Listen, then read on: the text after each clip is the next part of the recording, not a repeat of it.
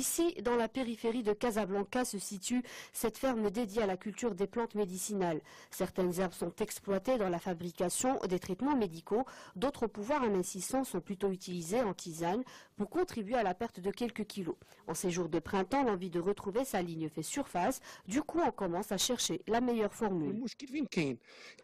Certaines personnes préfèrent les repas très gras, pleins de lipides, de glucides et mettent de côté les fibres que nous retrouvons dans les légumes et les céréales. Les tisanes à elles seules ne peuvent être la base d'un régime. Le tout repose sur une bonne hygiène de vie. Il faut surtout éviter les plantes provenant de Chine car elles contiennent un acide très nocif pour la santé. La menthe, le fenouil et l'ail, au pouvoir drainant et diurétique, font partie des ingrédients qui composent notre alimentation quotidienne et sans risque apparent pour la santé. Il existe pourtant de nombreuses plantes vendues sur le marché qui peuvent s'avérer fatales. Au marché de Mohamedia, nous avons croisé cette dame qui nous raconte sa mésaventure. J'ai acheté des plantes, mais avant de les utiliser, je suis venue voir cet herboriste que je connais bien. Je lui ai montré ce que j'ai acheté en lui indiquant leur nom. Il m'a confirmé que ce ne sont pas les bonnes. Il faut dire que certains herboristes sont véreux et ne cherchent qu'à liquider leurs marchandises. Il existe également des clients qui croient maîtriser les secrets de ces plantes médicinales. Cette assurance peut leur coûter cher, surtout lorsqu'on ne connaît pas les doses et les mélanges appropriés. Les gens achètent en grande quantité. Certaines personnes viennent commander des plantes qu'elles ont déjà entendues à la radio. Donc je ne fais que leur remettre la marchandise.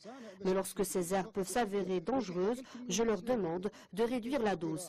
Il ne faut jamais oublier que ces plantes sont à la base des médicaments. Le non-respect du dosage et l'utilisation de certaines plantes s'avèrent en effet très risqués. Sur les 3100 cas qui ont contacté l'an dernier le centre antipoison et de pharmacovigilance, près de 6% seraient dus à la prise de plantes médicinales, 7% des cas meurent, alors que le taux de mortalité par les médicaments ne dépasserait pas les 0,01%.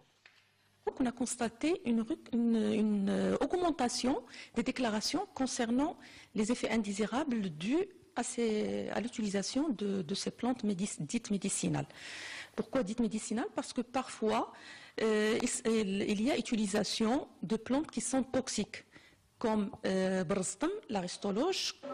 L'aristologe provoque l'insuffisance rénale aiguë. 35% des cas recensés dans les pays en voie de développement sont dus à la consommation massive des plantes médicinales.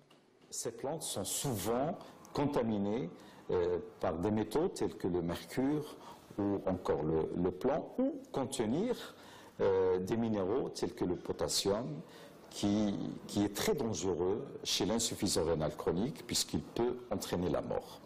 L'ignorance tue. Ce dicton résume parfaitement bien cette situation. Consommer des plantes médicinales sous prétexte de vouloir perdre rapidement quelques kilos ou bien de vouloir guérir de certaines maladies ne nous empêche en rien de consulter son médecin traitant ou tout simplement de s'adresser à un herboriste confirmé.